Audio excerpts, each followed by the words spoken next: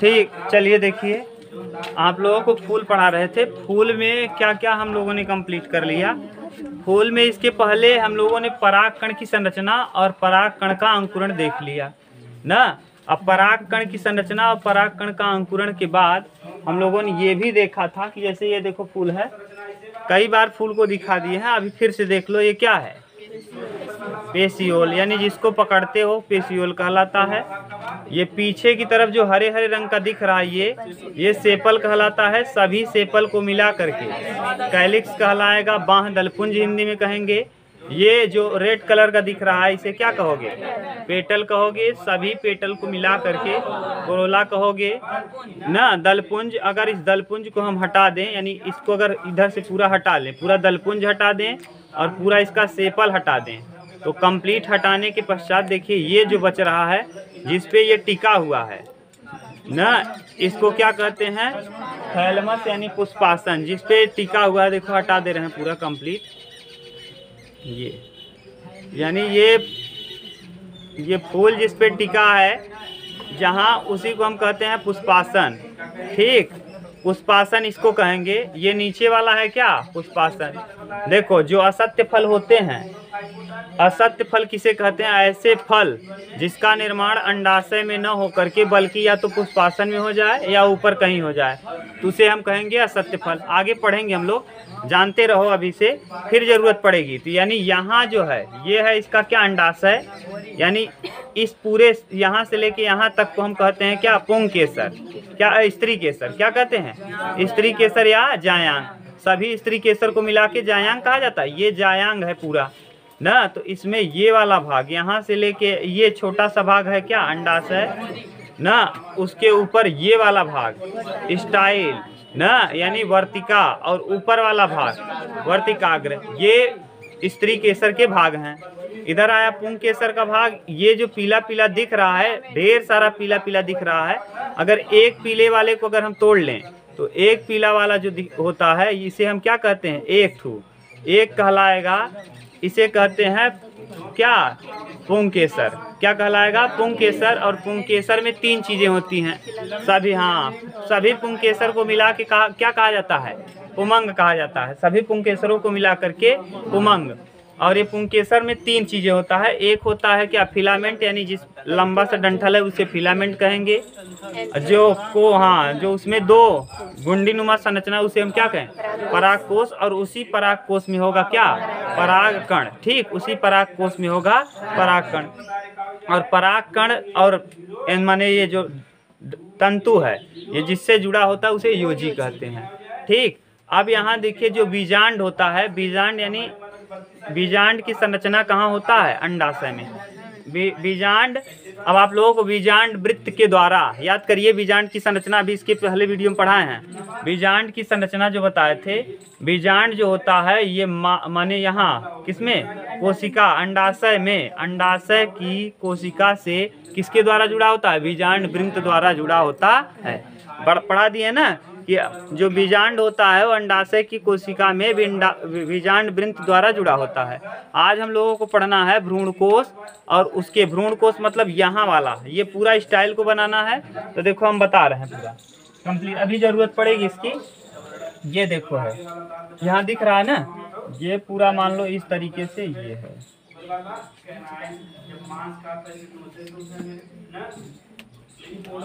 ठीक, ये है मान लो क्या, थोड़ा सा इसको और बना दो।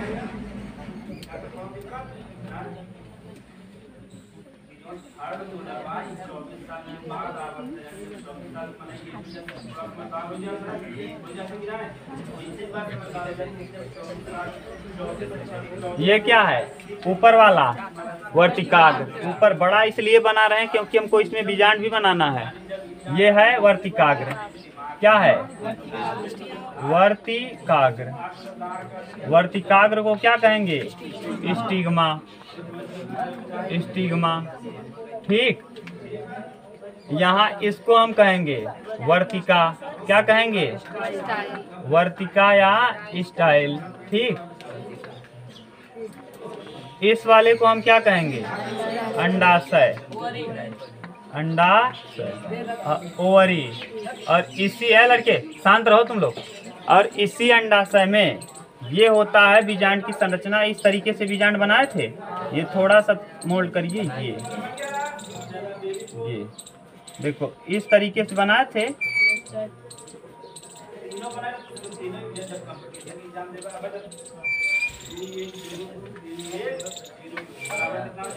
ये यहाँ भी ऐसे था और यहाँ भी ये वाला इस तरीके से आया था, ठीक। ये था बीजांड द्वार, याद है ना, बीजांड द्वार।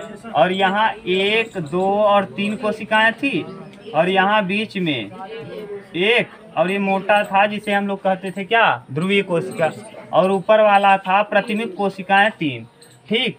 और यहाँ से ये जो जुड़ा हुआ है, देखो ये एक आया था ऐसे करके, थोड़ा सा इसको शिफ्ट करके बनाओ,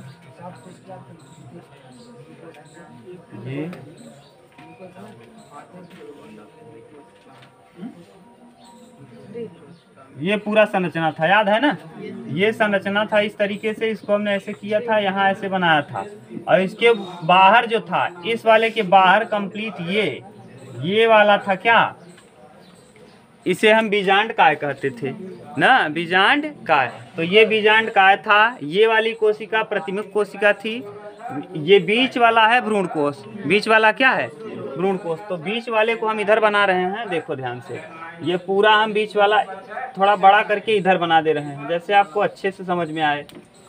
ये है भ्रूण कोश, दिख रहा है ना पूरा, देखो इधर ऐसे बना लो। ये यहाँ 3 कोशिकाएं थी, एक ये, एक ये। इन तीनों कोशिकाओं को हम कहते थे प्रतिमुख कोशिका, याद है ऊपर वाली, इसे हम कहते थे प्रतिमुख कोशिका, प्रतिमुखी या प्रतिमुख कोशिका। तो प्रतिमुखी कोशिका, ठीक, पूरा दिख रहा है ना, देख लेना, प्रतिमुखी कोशिका, ठीक। इसके बाद भैया यहाँ नीचे की तरफ ये 2 छोटी कोशिकाएं थी ऐसे ना, 2 छोटी कोशिकाएं जिन्हें हम क्या कहते थे, सहायक कोशिका। एक ये थी और एक ये थी, और इसी पे एक बड़ी कोशिका थी ना, ये दोनों सहायक कोशिकाएं थी, और ये अंड कोशिका। तो ये दोनों छोटी छोटी जो कोशिकाएं हैं, हम बड़ा करके फिगर बनाए हैं, सहायक, कौन सी, सहायक कोशिका, सहायक कोशिका, ठीक। और ये वाली कौन सी है, अंड कोशिका, अंड कोशिका, अंड कोशिका ना, यहाँ नीचे लिख दे रहे हैं अंड कोशिका, ठीक। ये अंड कोशिका है। अब आपको पता है यहाँ ही बीजांड द्वार था, इस तरफ ये बीजांड द्वार था, सही है ना। ये इस तरफ नीचे की तरफ क्या था, बीजांड द्वार, याद करिए, ये वाला ये क्या है, बीजांड द्वार।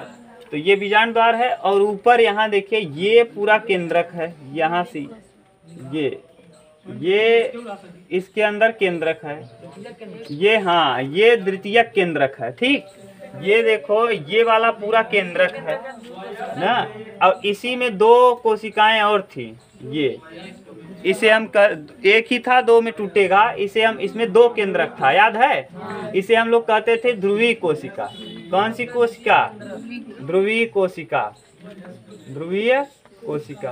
और इसी ध्रुवीय कोशिका, ये ध्रुवीय कोशिका किसमें है, ये द्वितीयक, ये पूरा जो है ये वाला, ये बड़ा वाला, ये है कौन सा केंद्रक, द्वितीयक। यानी ये पूरा जो दिख रहा है ना, ये है कौन सा केंद्रक, द्वितीयक। देखो वहाँ दिया होगा, द्वितीयक केंद्रक, द्वितीयक केंद्रक, द्वितीयक केंद्रक। और द्वितीयक केंद्रक 2n होता है। 2n क्यों, क्योंकि इसमें ध्रुवीय कोशिकाएं कितनी हैं, 2। तो यहाँ देखो 2n दिया होगा, ध्रुवीय कोशिका को लिखा होगा केंद्रक कोशिका, और केंद्रकी कोशिका ना, इसको इधर लिख दें क्या, इस तरफ ना, इस तरफ शिफ्ट करके लिख दे रहे हैं, जैसे दिखे आपको ठीक से।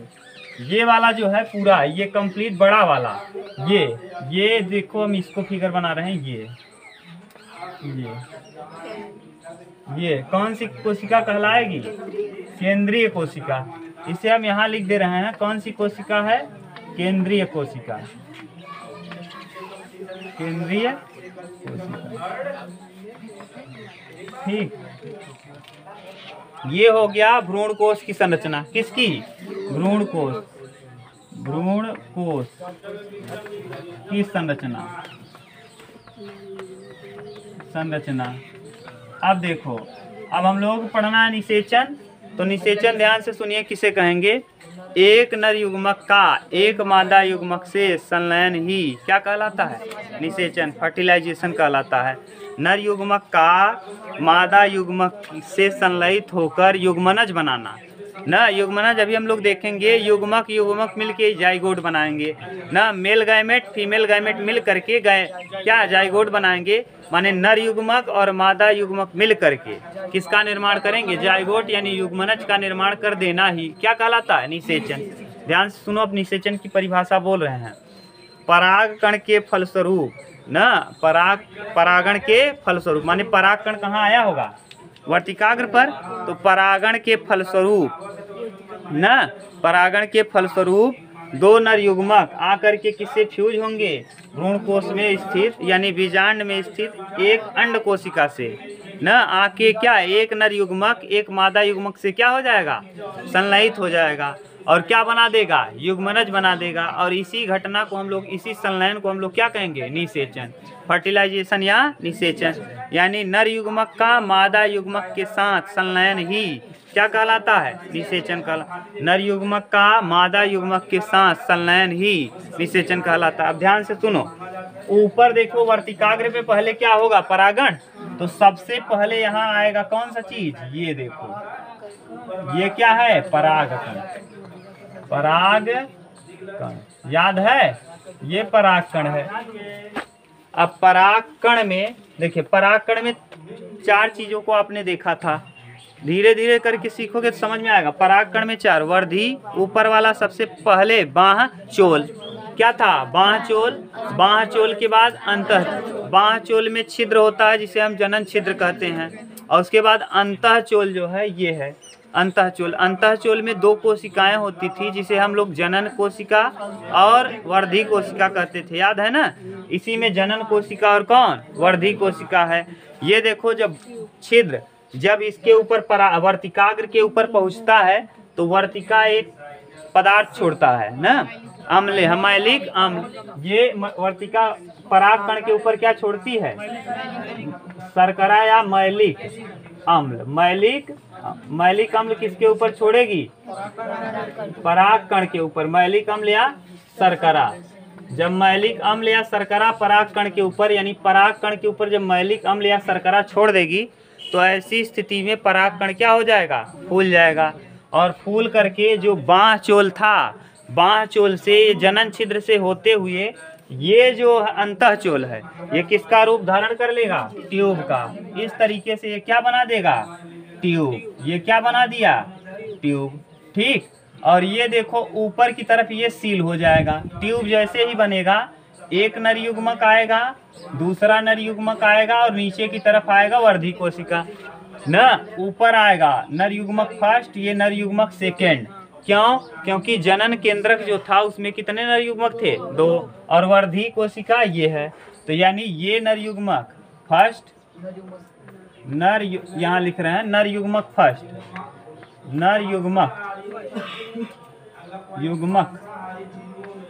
नर युग्मक फर्स्ट और ये नर युग्मक, हाँ, नर युग्मक सेकेंड, नर युग्मक सेकेंड। ठीक, ये नर युग्मक। और ये क्या है? वर्धी कोशिका, वर्धी केंद्रक। ठीक, वर्धी केंद्रक। और ये देखिए, ये जो बंद किया गया, इस बंद करने वाले पदार्थ का नाम है कैलस। ये किसके द्वारा इस ट्यूब को बंद कर दिया जाता है? जब ये माने ये परागकण फूलता है और फूलने के पश्चात बाह्यचोल से होता हुआ, बाह्यचोल के जनन छिद्र से होता हुआ अंतःचोल ट्यूब का रूप धारण कर लेता है। और ट्यूब का रूप धारण करके ये कहाँ आ जाता है? नीचे की तरफ। और जैसे ही ये नीचे की तरफ शिफ्ट करेगा, ये ऊपर की तरफ बंद कर दिया जाएगा। किस पदार्थ से? कैलस नामक पदार्थ से। ये ट्यूब ऊपर से बंद हो जाएगा, नहीं तो इसमें पानी वानी और भी कुछ गिर सकता है, इसलिए ये ट्यूब क्या हो जाएगा, किस पदार्थ से, कैलस नामक पदार्थ से। ये कैलस नामक पदार्थ से बंद कर दिया जाएगा इस ट्यूब को। और ये ट्यूब शीघ्र, और ये जो वर्धी केंद्रक है ये किसको पोषण देगा, दोनों नरयुग्मक को। दोनों नरयुग्मक को पोषण देने का काम कौन करेगा। और ये ट्यूब शीघ्र ही यहाँ से देखो ये आकर के यहाँ ये समझ गए, बीजांड द्वार से होता हुआ एक, अब यहाँ देखो समझो, ये बीजांड द्वार से आ गया है कौन, नरयुग्मक, ठीक। ये देखो यहाँ है, ये आके एक फ्यूज किया, ये सहायक कोशिका को क्या करता है, तोड़ता हुआ, सहायक कोशिका को तोड़ता हुआ एक, इससे एक नरयुग्मक, कितने नरयुग्मक आए हैं, दो। एक नरयुग्मक इस अंड कोशिका के साथ क्या कर लेगा, संलयन। एक नरयुग्मक इस अंड कोशिका के साथ संलयन कर लेगा और एक नरयुग्मक इस ध्रुवी कोशिका के साथ संलयन कर लेगा। ध्यान से समझो, एक नरयुग्मक किसके साथ, अंड, यही अंड कोशिका के साथ माने संलयन ही क्या कहलाता है, निषेचन। यही अंड कोशिका के साथ संलयन कर लेना ही निषेचन। यहाँ कितने नरयुग्मक हैं, एक, और यहाँ कितने नरयुग्मक हैं, एक। तो नरयुग्मक एक, नरयुग्मक एक, तो अगुणित ये भी है, अगुणित ये भी। एक नरयुग्मक का मतलब अगुणित। मादा में कितने नरयुग्मक हैं, मादा में अंड कोशिका यहाँ कितनी है, एक, तो यहाँ एक, यहाँ एक, मिल करके क्या बना देगा, हाँ, ये दोनों अगुणित अगुणित अगुणित मिल करके अगुणित युग्मनज बना देगा और ये द्विगुणित हो जाएगा। भ्रूण क्या बन जाएगा, द्विगुणित, यानी अगुणित अगुणित मिल करके द्विगुणित। और यहाँ देखो ये एक नरयुग्मक है और यहाँ दो, तो एक किसके साथ मिलेगा, दो के साथ, तो ये अगुणित है और ये दो गुणित है, दोनों मिलके त्रिगुणित क्या करेगा, त्रिगुणित। तो इसी को कहते हैं त्रिक संलयन। क्या कहते हैं, त्रिक संलयन। और ये कितनी बार घटनाएं हो रही हैं, दो बार, इसीलिए इसे हम कहते हैं द्विनिषेचन। कौन सा निषेचन, द्विनिषेचन।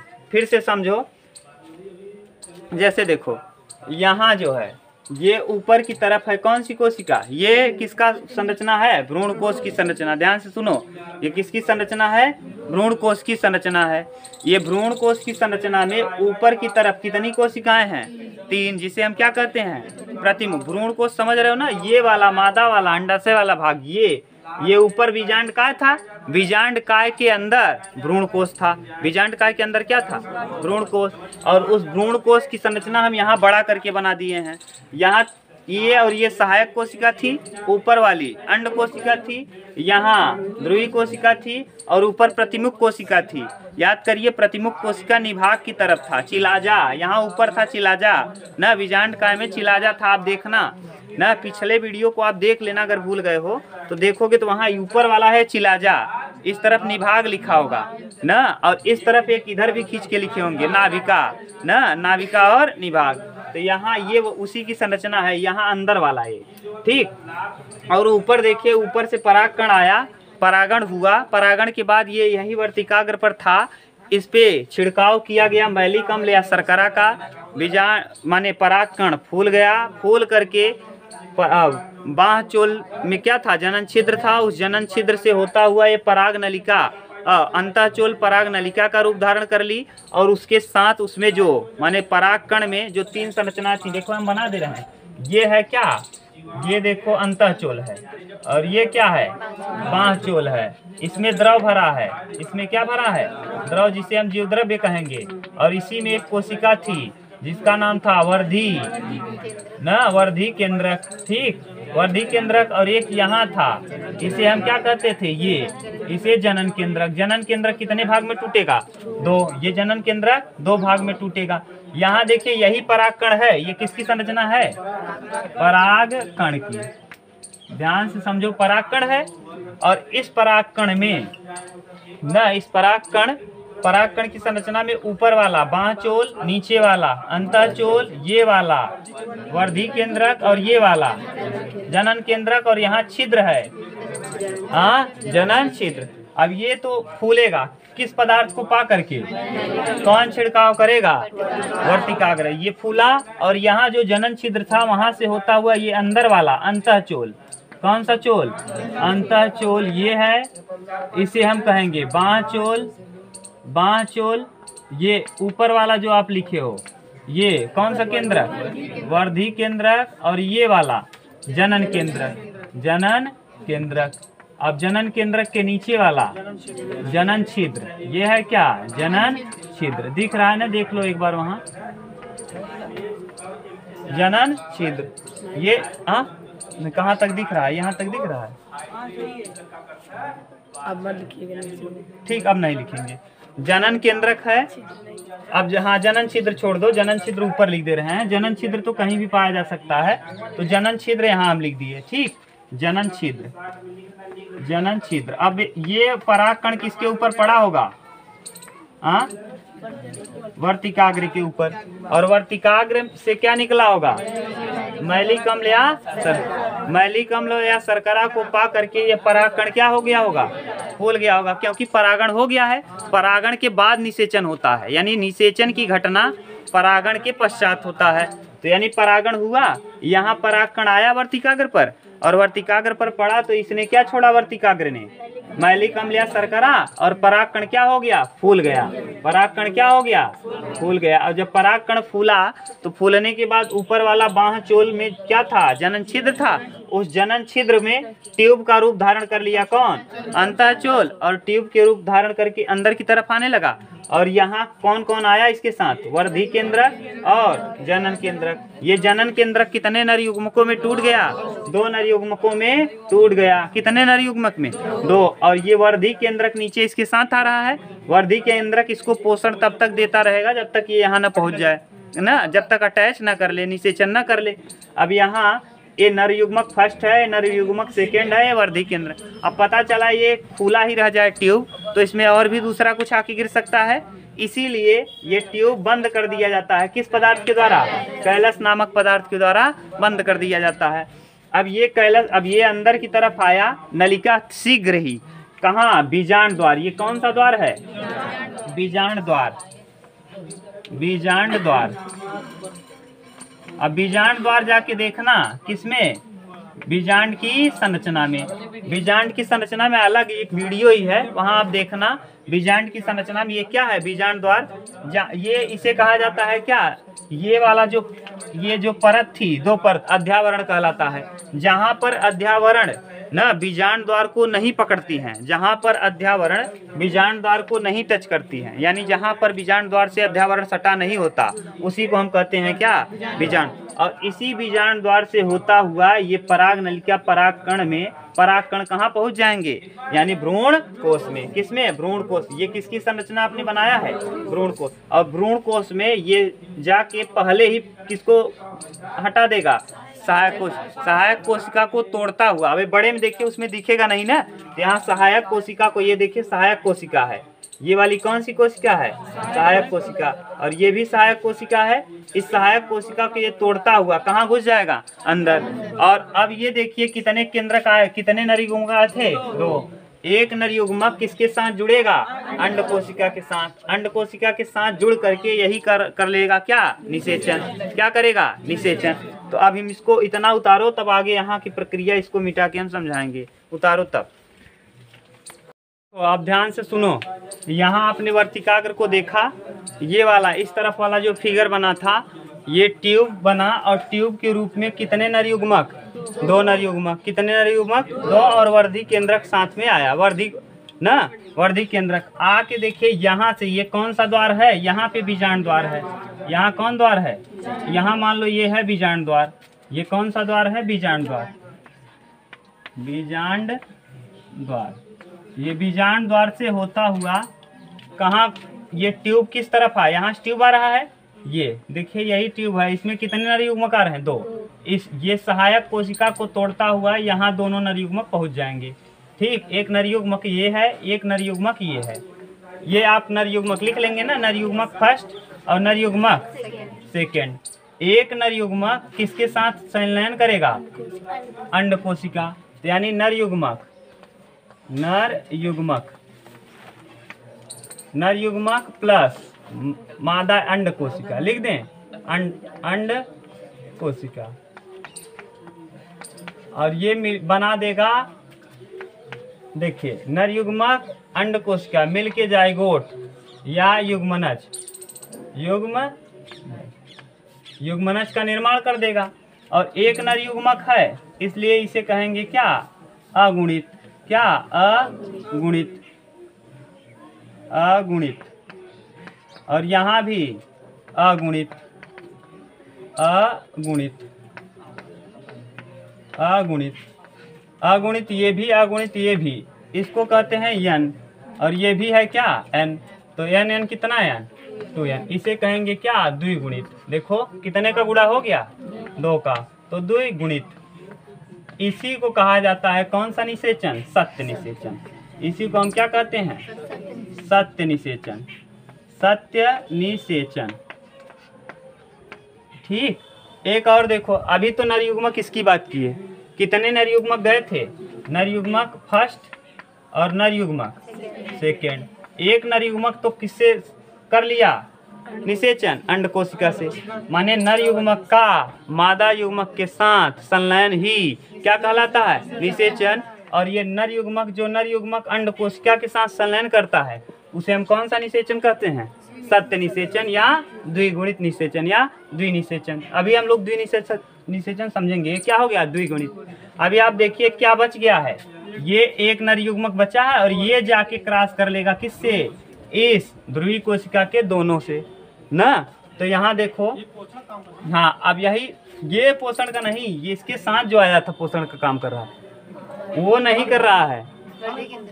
कौन सा, ये अंड कोशिका को पोषण देने का अभी काम नहीं है ना। अभी तो पहले संलयन करने दो, तब तो ये वाला काम का क्या हो गया, युग्मनज बन गया। अब ये जब मिलेगा नरयुग्मक तब ये पोषण देने का काम करेगा। ठीक, तो इसी को कह देंगे हम क्या, भ्रूण कोश ना। ये संरचना आप लोग छोटा छोटा वीडियो देख लेते हैं, सोचते हैं पूरा कंप्लीट हो गया ना। छोटा मोटा मत देखो, आगे की तैयारी करना है तो हंसी मजाक वाला बंद करो, नहीं तो कुछ नहीं होगा। अभी आप लोग हाई स्कूल में हो, मन लगा के पढ़ाई करो। ये नहीं कि छोटा छोटा क्लिप है उसी को देख ले रहे हो, खुश हो, खूब बढ़िया। दो यहाँ से हमको भी बताने में कोई दिक्कत नहीं है कि 2 नरयुग्मक आया ऊपर से वर्तिकाग्र से, इधर 3 अंड कोशिकाएं थी, एक कोशिका के साथ संलयन किया और हो गया निषेचन। इतना कहना आसान है ना, किसी कोई भी पढ़ा सकता है। इसको देखो जो अंदर ठीक से डीप जो है सही सही इसका। ठीक, अभी जो बचा था एक नरयुग्मक, ये किसके साथ करेगा, ध्रुवी कोशिका। तो यानी नरयुग्मक, देखो वहाँ दिया होगा नरयुग्मक, युग्मक किसके साथ कर रहा है, देखो वहाँ नरयुग्मक यन। नरयुग्मक यानी ये भी है कितना, एक नरयुग्मक है, इसे क्या कहोगे, अगुणित, अगुणित प्लस ये किसके साथ, ध्रुवी कोशिका के साथ। इस तरफ है ध्रुवी कोशिका के साथ, देख भी नहीं पा रही हूँ, क्या है, अगुणित 2 ना। ये किसके साथ, ध्रुवी कोशिका लिखे है ना, या द्वितीयक केंद्रक, किसके साथ, द्वितीयक केंद्रक,